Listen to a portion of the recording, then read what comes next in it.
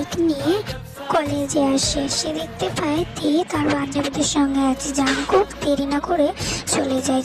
তাইয়ংয়ের কাছে গিয়ে বলে, তে চল আমরা একটু ক্যান্টিনে যাই, আমি বাড়ি থেকে কিছু খেয়ে আসিনি জলদিতে। তে বলে, কেন খেয়ে আসিসনি? তোর তো শরীর খারাপ করবে। ঠিক আছে চল জলদি।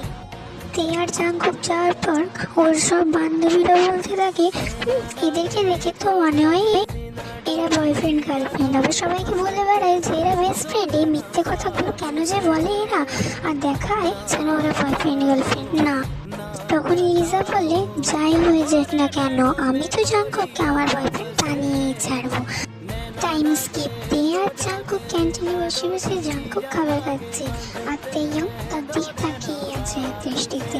তখন জাংকুক একটু মুচকি হেসে বলে, তেইয়ং নে এটা খা। তখন তেইয়ং বলে, না তুই খা, তুই খেয়ে আসিস, প্লিজ খা না।